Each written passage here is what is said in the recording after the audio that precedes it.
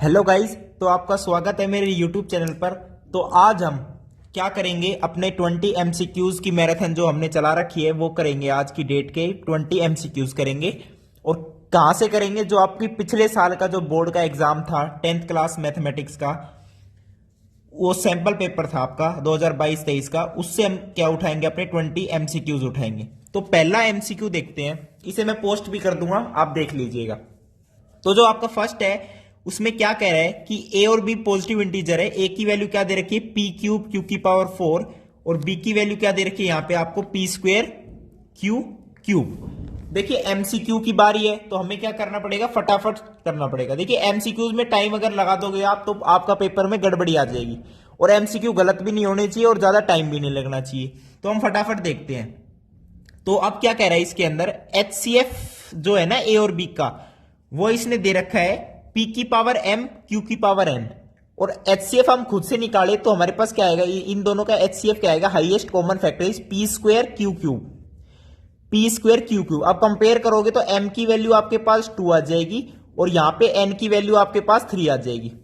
Similarly जब LCM निकालोगे ना ए और बी का, एलसीएम यहां पे क्या आ जाएगा, पी क्यूब क्यू की पावर 4, और एलसीएम गिवन क्या है आपको, पी की पावर आर क्यू की पावर एस। अब कंपेयर करने के बाद हमारे पास क्या आ जाएगा, आर की वैल्यू 3 आ जाएगी गाइज यहां पर, और एस की वैल्यू 4 आ जाएगी। और पूछा क्या है आपसे, आपसे पूछा है एम प्लस एन इंटू में आर प्लस एस, ये हमें फाइंड आउट करना है। तो एम प्लस एन यानी 2 प्लस 3 यानी 5 इंटू में आर प्लस एस यानी 3 प्लस 4 इज 7, 7 5 जा 35। This is your answer. ये आपका ऑप्शन नंबर सी है। अब मैं चलता हूं सेकंड क्वेश्चन में।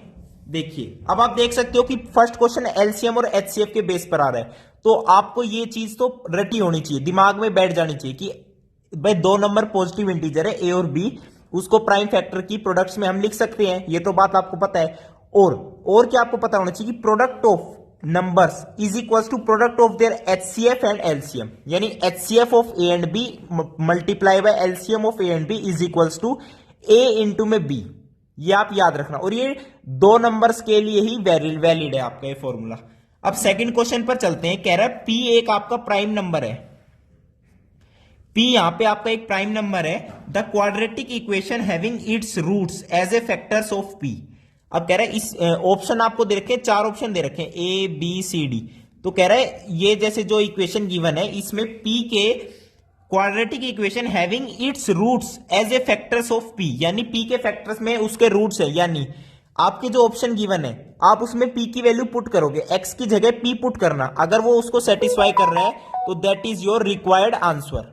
अब जैसे ए ऑप्शन में क्या दे रखा है आपको, x square minus p x plus p is equal to 0। अब यहां पे p पुट करने पर पी स्क्वेयर और ये पी स्क्वेयर तो कैंसिल हो जाएगा, लेकिन यहां पे p बच जाएगा, तो ये तो शायद इसे सेटिस्फाई नहीं कर पा रहा है। अब मैं क्या चेक करता हूं, सेकंड जो आपका ऑप्शन है ना वो क्या गिवन है, x square minus p plus 1 into x plus p is equal to 0 given है।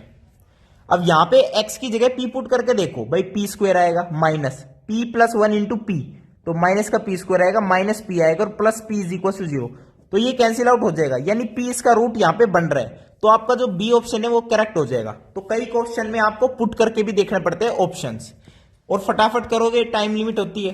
तो थर्ड क्वेश्चन की तरफ चलते हैं हम फटाफट। Alpha beta are the zeros of a polynomial, एक पॉलिनोमियल आपको दे रखा है f x is equals to p x square minus 2x plus 3p, इसके जो है अल्फा बीटा आपको जीरोस गिवन है, यानी x की जगह जब अल्फा या बीटा पुट करोगे वो 0 के बराबर आ जाएगा। देखिए और आपको क्या गिवन है, alpha plus beta is equals to alpha beta. Very good. आपसे कह रहा है p की वैल्यू बताओ। अच्छा जी, अब भाई सिंपल सी बात है, अल्फा अगर इसका रूट है तो अल्फा पुट कर दो, alpha square p minus 2 alpha plus 3p is equals to 0। अब बीटा पुट कर दो, beta square p minus 2 beta plus 3p is equal to 0।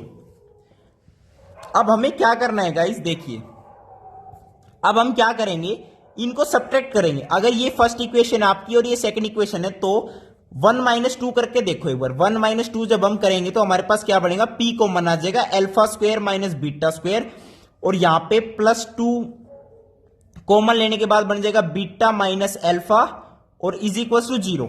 अब देखो गाइस, ये स्क्वायर अंदर है, alpha square minus beta square. अब alpha square minus beta square को मैं क्या लिख सकता हूं, अल्फा प्लस बीटा और अल्फा माइनस बीटा, और पी को बाहर है ही, और -2 के साथ लिख सकता हूं alpha minus beta is equal to 0। अब अल्फा माइनस बीटा को कॉमन ले लेते हैं यहां पे भाई, अल्फा माइनस बीटा को कॉमन ले लिया, अंदर क्या बचा p इंटू में अल्फा प्लस बीटा माइनस का 2 इज इक्वल टू 0। अब ध्यान से देखो, अल्फा प्लस बीटा की वैल्यू क्या गिवन है, अल्फा बीटा, वेरी गुड। अब देखो भाई, या तो ये देखो 0 है, दोनों का प्रोडक्ट 0 है, यानी या तो ये 0 है या ये 0 है, और अगर ये 0 हो गया alpha is equal to beta हो जाएगा। फिर तो अगर ये 0 हो गया तो alpha is equal to beta हो गया। अगर इसको 0 पुट करोगे तो यहां पे क्या आ जाएगा, 2 by alpha beta is equal to p, 2 by alpha beta is equal to p. अब देखो alpha is equal to beta, alpha is equal to beta है और 2 बाय अल्फा बीटा पी है, तो देखो एक कंडीशन जो आपको गिवन है ना, alpha plus beta is equal to alpha beta, अगर अल्फा और बीटा दोनों बराबर है तो यहां से क्या आ जाएगा, 2 alpha is equal to alpha square, 2 is equal to alpha, यानी अल्फा की वैल्यू 2 कह रहा है यहां पर, और अल्फा अगर 2 है और अल्फा बीटा के बराबर है तो ये भी 2 हो जाएगा, और 2 बाय अल्फा बीटा क्या हो जाएगा, 2 बाय 2 इंटू में 2, तो 1/2 आ गया पी की वैल्यू। चेक करें, अच्छा जी। अब यहां पे ऑप्शन यहां पे नहीं मिल रहा है आपका, पी की वैल्यू 1/2 नहीं है। गाइज आपने एक बात तो गौर ही नहीं करी यार, भाई alpha plus beta is equal to alpha beta है, और अल्फा बीटा जीरोज है, और सम ऑफ जीरोज आपको पता है माइनस बी बाय ए, और प्रोडक्ट ऑफ जीरोज भी आपको पता है सी बाय ए। ये हम इतनी ज्यादा भसड़ जो कर रहे हैं ये इसका कोई काम ही नहीं है। आप ध्यान से देखो भाई, अल्फा बीटा क्या होता है, माइनस बी बाय ए, तो माइनस बी बाय ए इस इक्वेशन में क्या बनेगा, माइनस ऑफ -2 बाई पी, तो 2 by p is equals to alpha beta यानी सी बाय, तो 3p by p, 3p by p, p से पी कैंसिल आउट, पी इधर चला जाएगा, p इज इक्वल्स टू 2/3। कितना सिंपल सा आंसर था। तो एक बात गौर हमेशा करना कि एमसीक्यू जो है वो ज्यादा भसड़ वाला क्वेश्चन नहीं है, उसको अच्छे से बहुत दिमाग ला के कॉमन सेंस यानी स्मार्ट बन के सोचो, स्मार्ट वर्क काम आता है एमसीक्यूज में। अब ये हमने इतना सारा करा, ये कुछ काम का नहीं आया। काम क्या था, sum of zero, product of zeros, minus B by A is equal to C by, तो डायरेक्ट हमें ये करना था।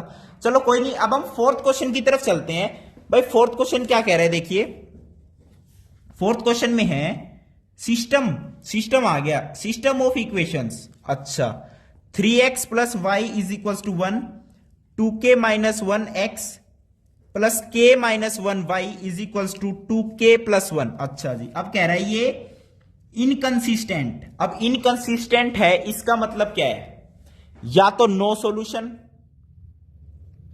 इनकंसिस्टेंट का मतलब ही यही होता है, इनकंसिस्टेंट यानी नो सॉल्यूशन।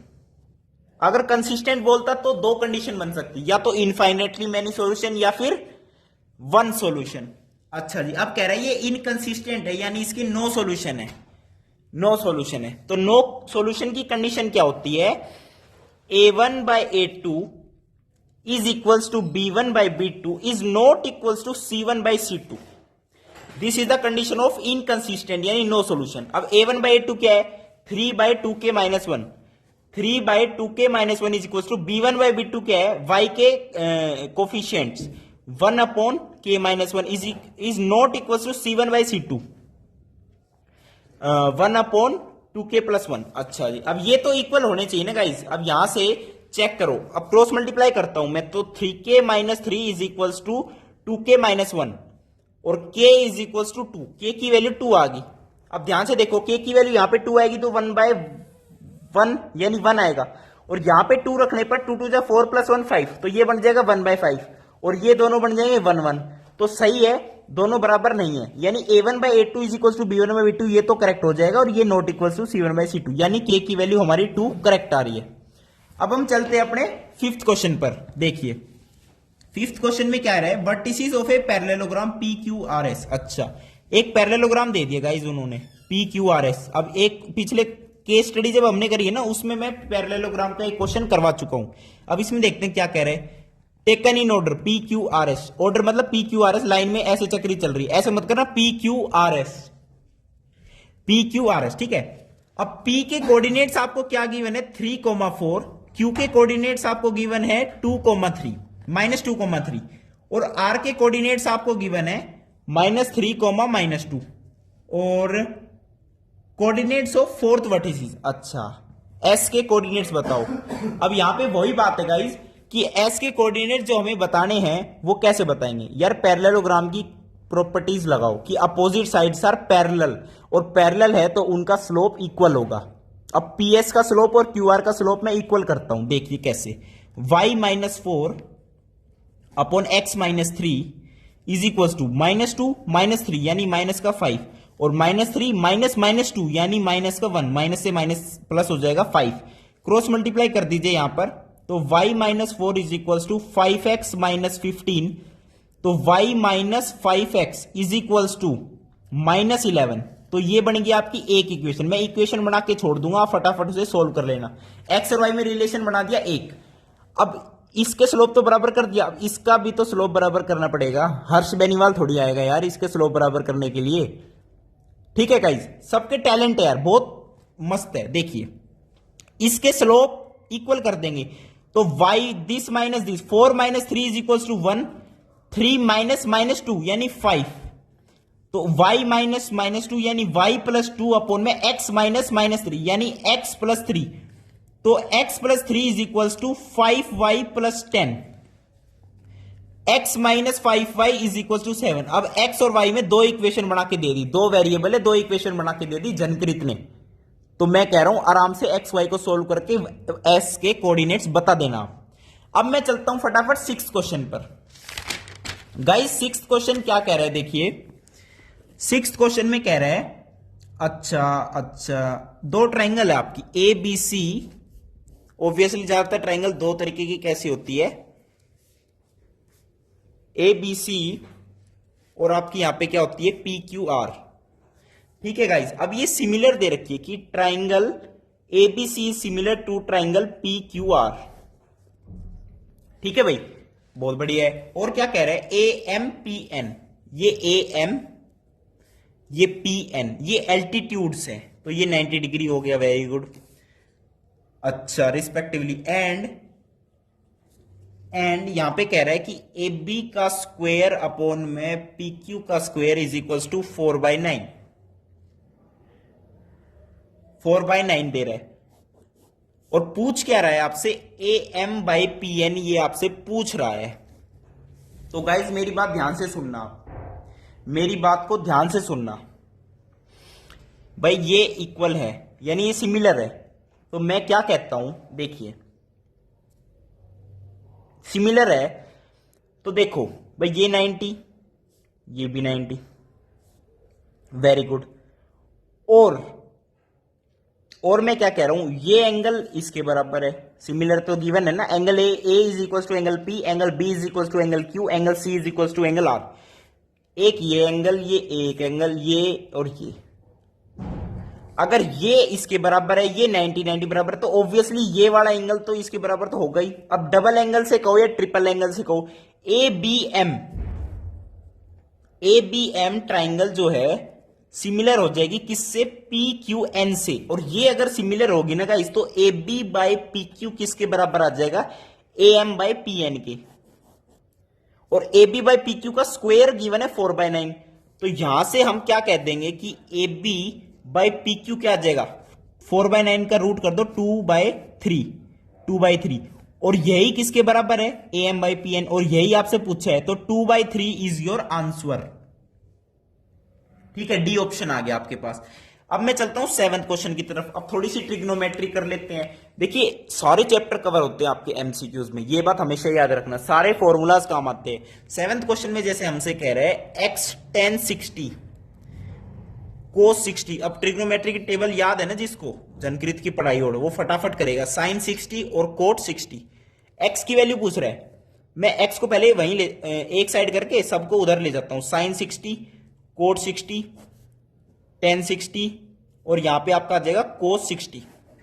अब मैं पुट करता हूं, sin 60 होता है आपका √3/2, cot 60 आपका होता है 1/√3, tan 60 आपका होता है √3, और cos 60 आपका होता है 1/2। 2 से 2 खत्म, 1√3 से 1√3 कम, 1/√3 आपकी क्या आ जाएगी, एक्स की वैल्यू 1/√3। अच्छा, अब आपके ऑप्शन कैसे गिवन है, cos 30, tan 30, तो ऑब्वियसली आपको पता है tan 30 की वैल्यू क्या होती है, 1/√3। तो ऑप्शन में 1/√3 नहीं गिवन है, क्या हो गया, tan 30 तो गिवन है, तो that is your right answer. अब मैं चलता हूं 8th क्वेश्चन की तरफ। 8th क्वेश्चन में कह रहा है sin theta plus cos theta is equal to √2। Guys समझो इस बात को, sin theta plus cos theta is equal to √2। अब पूछ क्या रहा है आपसे, tan theta plus cot theta, tan theta plus cot theta आपसे पूछ रहा है। अब गाइस बहुत सारे तरीके हैं सॉल्व करने के। अब मैं क्या कहता हूं, tan थीटा कोट थीटा, अब आपको पता है sin theta plus cos theta √2 कब हो सकता है, जब sin थीटा 1/√2 हो, cos थीटा भी क्या हो हमारा 1/√2 हो। और ऐसा कब होता है, थीटा एंगल 45 पर। तो या तो आप थीटा सीधा 45 पुट करके 1 + 1 2 आंसर बता दो सीधा के सीधा। एमसीक्यू में तो ऐसे ही करना पड़ेगा। या थोड़ा सोल्व करने की बात आ जाए तो tan theta plus cot theta को साइन की फॉर्म में लिख लो, साइन कोस की में, sine theta plus cos theta और कोस थीटा प्लस अपॉन में साइन थीटा। एलसीएम लोगे क्या, कोस थीटा साइन थीटा, ऊपर बनेगा sign square theta plus cos square theta, that is 1। तो 1 upon cos theta sine theta बनेगा आपका tan theta plus cot theta. और जो आपको ये गिवन है इसको क्या करो, स्क्वेयरिंग बोथ साइड कर दो। तो इसका स्क्वायर करोगे तो sine square theta plus cos square theta, वो मैं 1 लिख रहा हूं, plus twice of 2 sine theta cos theta is equal to √2 का स्क्वायर 2। अब 1 को उधर ले जाओ, 2 - 1 इज इक्वल टू 1। अब 1 upon cos theta sine theta, तो 1 upon cos theta sine theta की वैल्यू 2 बच जाएगी यहां पर, और वही हमारा क्या है, आंसर है। तो ये था आपका 8th क्वेश्चन। अब मैं चलता हूं आपके लिए 9th क्वेश्चन पर चलते हैं। 9th क्वेश्चन देखिए क्या कह रहा है।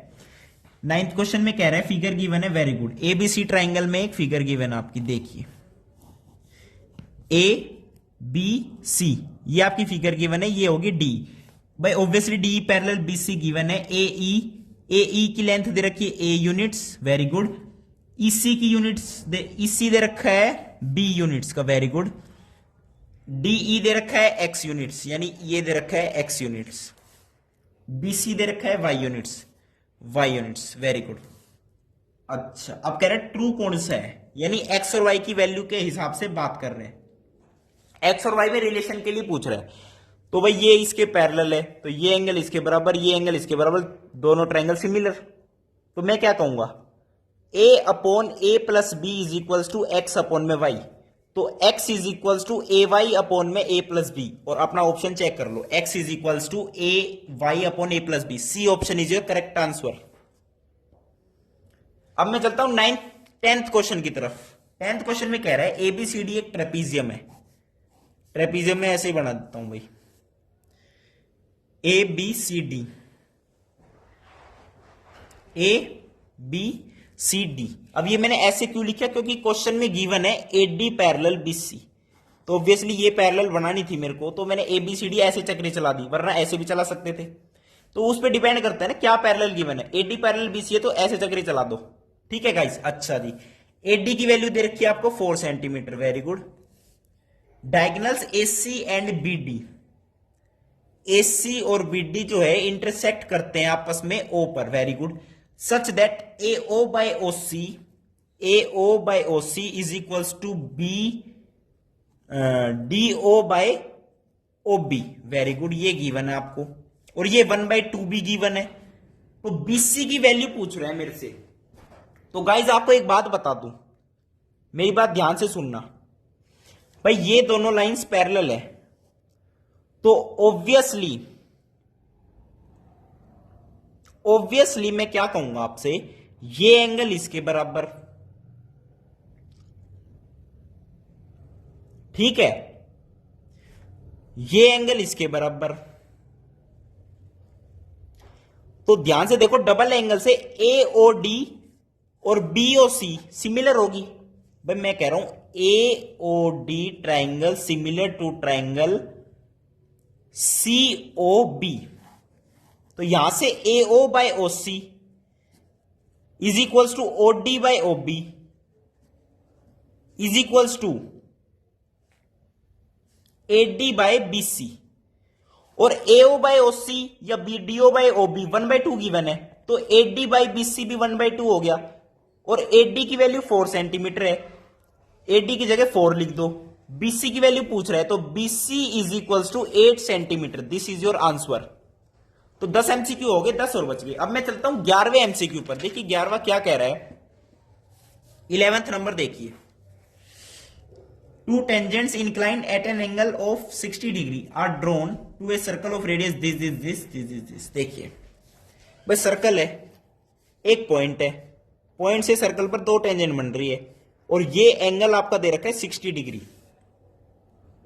और सर्कल की जो आपकी रेडियस दे रखी है वो कितनी दे रखी है, वो दे रखी है रेडियस आपको 3 सेंटीमीटर। तो कह रहे लेंथ ऑफ ईच टेंजेंट। अच्छा जी, टेंजेंट, ईच टेंजेंट की लेंथ पूछ रहा है आपसे। तो बात को ध्यान से देखो, ये टेंजेंट है, ये रेडियस है। अब रेडियस यहां पे भी है और रेडियस टेंजेंट पर 90 डिग्री एंगल बनाती है, सबको पता है। अच्छा जी, अब ये 3 सेंटीमीटर है और इसकी लेंथ आपसे पूछ रहा है, तो मैं क्या करता हूं, इसे इससे ज्वाइन करके देखते हैं एक बार। और ज्वाइन करने के बाद आपको शायद एक बात पता होगी कि ये पूरा 60 डिग्री है ना, अगर तो ये हाफ हाफ हो जाते 30-30।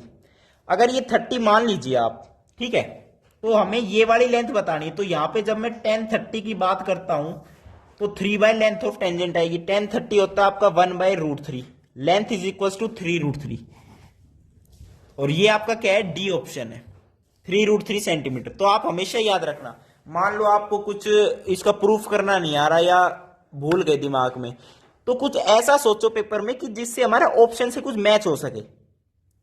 अभी मैं भी कोई पढ़ के थोड़ी वीडियो बना रहा हूं, मैं नॉर्मल आप सीधा समझा रहा हूं आपको। तो ये पूरा 60 देने का मतलब क्या हुआ इसका, कि रेडियस तो 90 डिग्री बनाती है, तो यहां पे भी मेन ट्रिग्नोमेट्री टाइप यूज हुआ है 10-30। अगर ये 30-30 होगा तभी तो हम 10-30 यूज कर पाएंगे, P/B, तभी इसकी हम लेंथ निकाल पाएंगे। तो ये क्वेश्चन कुछ इस तरीके का है, ठीक है। बाकी आप देख लेना इस क्वेश्चन को एक बार और।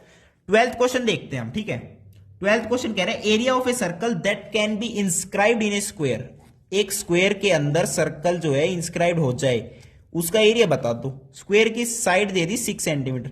अब 6 सेंटीमीटर है तो ये भी 6 है। अब ये पूरा डायमीटर हो गया। डायमीटर अगर 6 सेंटीमीटर है तो रेडियस हमारी हो जाएगी 3 सेंटीमीटर और यहां पे एरिया की बात है, एरिया होता है पाई आर स्क्वायर, आर स्क्वायर यानी 9 सेंटीमीटर स्क्वायर। तो 9 pi is your answer, which is your D option. अब मैं चलता हूं 13th क्वेश्चन की तरफ। 13th क्वेश्चन में कह रहा है sum of length, breadth and height of a cuboid. Length, breadth, height of a cuboid is 6√3 centimetre. Very good. And length of its diagonal, उसके जो डायगोनल है ना, डायगोनल की लेंथ आपको दे रखी है 2√3 सेंटीमीटर। अब कह रहे total surface area of cuboid, total surface area of cuboid. आपका जो क्यूबॉइड होता है ना, उसका टोटल सरफेस एरिया का फॉर्मूला होता है गाइस कोई। तो गाइस देखिए, टोटल सरफेस एरिया आपका जो क्यूबॉइड का है उसका फॉर्मूला है twice of LB BH plus HL। अब ये फॉर्मूला पुट करना है और ये चीज यूज करनी है। और जो डायगोनल होता है ना, उसकी लेंथ होती है L² plus B² plus H² whole root. तो यहां पे हमें 3 बातें सीखने को मिली, 2 बातें। टोटल सरफेस एरिया होता है ट्वाइस LB BH HL और डायगोनल की लेंथ क्यूबॉइड में होती है L² plus B² plus H² का रूट। अब ये दे रखे 2√3, तो मैं क्या करता हूं, L² plus B² plus H² को क्या लिख सकते हैं यहां पे, स्क्वेयरिंग बोथ साइड करके 4×3 = 12 लिख सकता हूं। और L plus B plus H दे रखे 6√3 सेंटीमीटर। और हमें पता है कि A plus B plus C का होल स्क्वायर क्या होता है, हमें पता है। अब मैं डायरेक्ट लिखता हूं, यहां पे स्क्वेयरिंग बोथ साइड कर दूं, स्क्वेयरिंग स्क्वेयरिंग। अब इसका जो फॉर्मूला खुलेगा उसके अंदर क्या क्या आएगा, एक L², एक B², एक H² प्लस में twice LB BH HL is equals to इसका स्क्वायर 36 इंटू 3 है, 36 इंटू 3 करोगे 3 6 18 108, तो ये 108। अब L² B² H² की वैल्यू क्या है, 12 है, तो 12 उधर जाके माइनस होगा। 108 में से 12 अगर आप माइनस करोगे तो 96 बचेगा। और इधर क्या बचेगा, ट्वाइस ऑफ LB BH और HL। और यही आपका क्या है, टोटल सरफेस एरिया है, ट्वाइस LbBH HL, यही हमें फाइंड आउट करना था। तो 96 इज योर आंसर। ये आपका सी ऑप्शन है, आप चेक कर लीजिएगा। अब मैं चलता हूं 14th क्वेश्चन की तरफ। 14th क्वेश्चन देखिए क्या कह रहा है। 14th क्वेश्चन देखते हैं गाइस। इसमें कह रहा है difference of mode and median.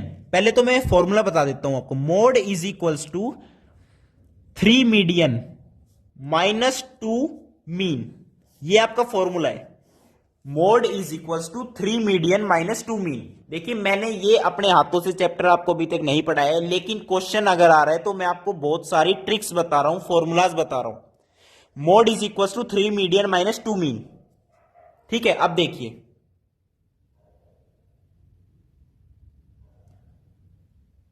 Mode is equals to 3 median minus 2 mean. तो गाइज देखिए क्वेश्चन में कह रहा है difference of mode and median, यानी mode minus median is equals to आपका दे रखा है 24। आपसे पूछ रहा है difference of median and mean, यानी मीडियन माइनस मीन आपसे फाइंड आउट करने के लिए कह रहा है। ठीक है गाइज, तो देखिए मोड माइनस मीडियन, अब यहां पे 3 मीडियन है। 3 मीडियन को मैं क्या लिख सकता हूं, 2 मीडियन प्लस मीडियन। 3 को क्या लिख सकते हैं, 1 प्लस 2। अब एक मीडियन को मैं इधर ले आता हूं, इधर लाने पर क्या बन जाएगा आपका मोड माइनस मीडियन, और 2 कॉमन लेने के बाद यहां पे बन जाएगा मीडियन माइनस मीन। अब मोड माइनस मीडियन की वैल्यू दे रखी 24, वेरी गुड, और 2 इधर है, 2 को डिवाइड में ले आते हैं और राइट साइड में हमारे पास बन जाएगी मीडियन माइनस मीन, और ये हो जाएगा 12, और यही आपसे पूछा है मीडियन माइनस मीन, तो 12 इज योर आंसर। अब हम चलते हैं अपने 15th क्वेश्चन पर। तो 15th क्वेश्चन में कह रहा है number of revolution made by circular wheel. एक टायर है, मर्सिडीज गाड़ी का टायर बताया गया है, जिसकी रेडियस आपको क्या गिवन है 0.25 मीटर, और कह रहा है कितने रिवॉल्यूशन लेगी वो 11 किलोमीटर डिस्टेंस कवर करने के बाद। तो गाइज एक रिवॉल्यूशन आपका बताऊं पूरा कब होता है, जब पूरा 2 पाई आर घूम लेगा टायर, और पूरा 2 पाई आर घूमने के बाद एक रिवॉल्यूशन होगा, और टोटल डिस्टेंस आपका क्या है 11 किलोमीटर है, और ये मीटर में है, तो मैं मीटर में कर देता हूं 11 इंटू में 1000, ये हो गया टोटल डिस्टेंस, और अपॉन में एक रिवॉल्यूशन में कितना डिस्टेंस कर रहा है वो 2 पाई आर। 2 पाई आर रेडियस दे रखी 0.25 मीटर, 0.25 का 100 ऊपर ले गया, पॉइंट हटा दिया। अब ध्यान से देखो यार, 25 चौकू 100 हो गया गाइज। अब देखो 2, ये हो जाएगा 500, तो यहां पे 2000 इंटू में 11 बटे में पाई, ये आपका क्या आ जाएगा नंबर ऑफ रिवॉल्यूशंस। अब इसे आप सोल्व कर लेना गाइज, आपका कुछ आंसर आ जाएगा। देखिए इसे जब आप सोल्व करोगे ना आपका आंसर बहुत अच्छे से आ जाएगा, क्योंकि पाई को हम लिख सकते हैं 22 बटे 7, और 11 दूनी 22 होता है। अब 2 से इधर करोगे 1000, तो 7 इंटू 1000 आपका क्या आ जाएगा 7000, डायरेक्ट आंसर आ गया। अब आप सोच रहे होंगे पाई आ गया, ये तो पॉइंट वगैरह में आएगा, ऑप्शन में है ही नहीं। अरे यार कुछ सोल्व करके देखोगे तभी तो। पाई की वैल्यू 22/7 पुट करो, 11 2 22 होता है। क्वेश्चन इसी तरीके का बनता है कि आपका आंसर बहुत ही सिंपल होल नंबर रेशियो में आए, पॉइंट वगैरह का चक्कर नहीं बनता आपके एग्जाम लेवल में। तो 16th क्वेश्चन की तरफ चलते हैं। उसमें कह रहे हैं आपको एक lower limits of median and model class बतानी है। तो मॉडल क्लास तो आपकी वो हो गई जिसमें हाईएस्ट फ्रीक्वेंसी होती है, ये बात हमेशा याद रखना। मॉडल क्लास यानी हाईएस्ट फ्रीक्वेंसी, हाईएस्ट फ्रीक्वेंसी, ठीक है। और अब बात आई मीडियन क्लास की। भाई अगर कोई भी टेबल है ना, ज्यादातर तो आपके मतलब कैसे गिवन होगा, ऐसे एक और ऐसे ले लो। मीडियन क्लास का मतलब क्या हो गया, एक ये हटाओ, एक ये हटाओ, एक ये हटाओ, एक ये हटाओ, बीच वाली क्या बच गई, यही आपकी क्या है मीडियन क्लास है। इसमें लोअर लिमिट देख लो या अपर लिमिट जो भी पूछे, और हाईएस्ट फ्रीक्वेंसी वाला मान लो ये है, इसकी हाईएस्ट फ्रीक्वेंसी एफ है, तो इसकी लोअर लिमिट देख लो, इसकी लोअर लिमिट देखो, और इनको ऐड कर दो। तो ये आपका 16 क्वेश्चन था, बड़ा आसान था। अब मैं चलता हूं 17th क्वेश्चन की तरफ। 17th क्वेश्चन देखिए। 17th क्वेश्चन में क्या कह रहा है, 2 डाइस आर रोल्ड साइमल्टेनियसली। अच्छा जी, भाई लूडो तो खेलते हो, लूडो बच्चे हो, लूडो तो खेलोगे ही।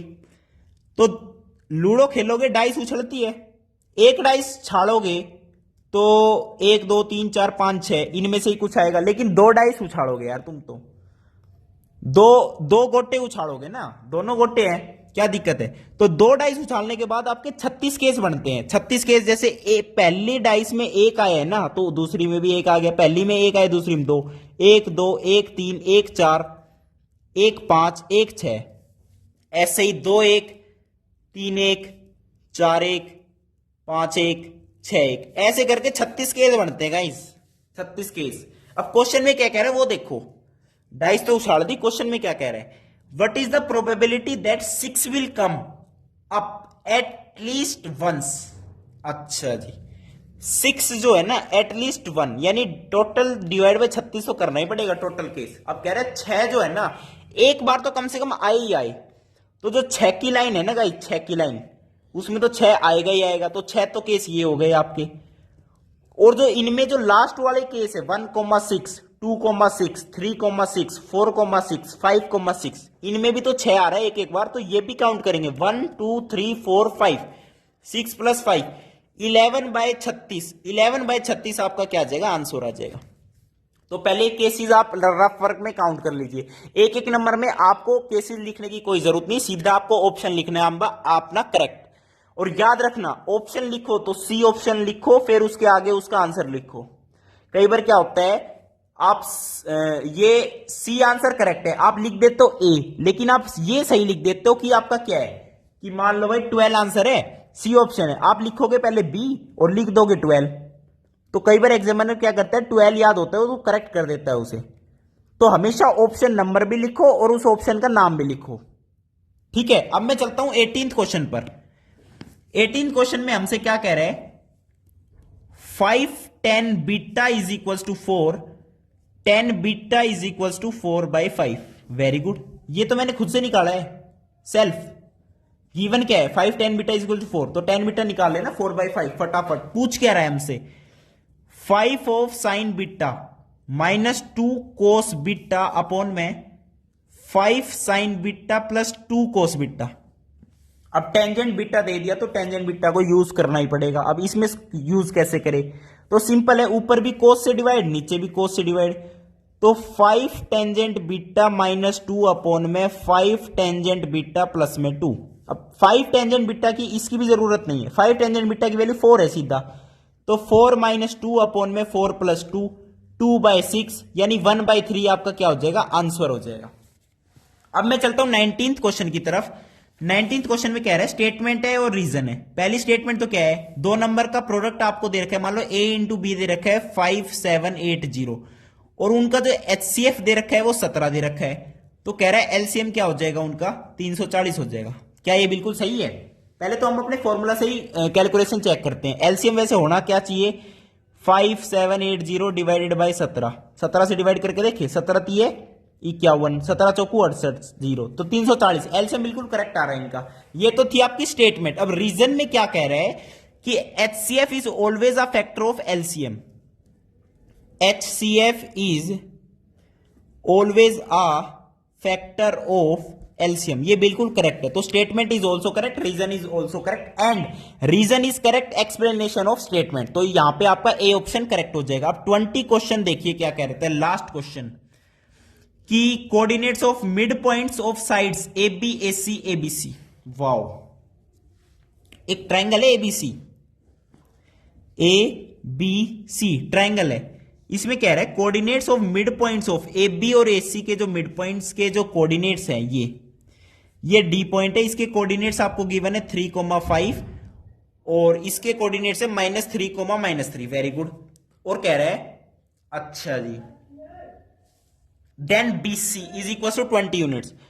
अब ये दोनों मिड पॉइंट्स है तो इनको ज्वाइन कर देते हैं। अब मिड पॉइंट ज्वाइन करने के बाद मिड पॉइंट थ्योरम आती है। मिड पॉइंट थ्योरम क्या कहती है, ये दोनों मिड पॉइंट्स है, मिड पॉइंट थ्योरम डायरेक्ट कह देगी BC is equal to twice of DE, twice of DE। अब DE हम डिस्टेंस फॉर्मूला से निकाल लेते हैं। DE हमारे पास क्या आएगा, दिस माइनस दिस करो या दिस माइनस दिस करो, यानी 36 + 5 - -3 8, यानी 64 का रूट। तो DE की वैल्यू 10 आ जाएगी, 10 × 2 20, तो BC की वैल्यू 20 यूनिट्स आ जाएगी। और आपका स्टेटमेंट्स में यही गिवन है कि BC की वैल्यू 20 यूनिट्स है, तो ये बिल्कुल करेक्ट है स्टेटमेंट। अब रीजन में क्या कह रहा है, line joining the mid points of 2 sides of a triangle is parallel to the third side, very good, and equal to half of it, बिल्कुल करेक्ट एक्सप्लेनेशन है। तो यहां पे भी ए ऑप्शन आपका करेक्ट हो जाएगा।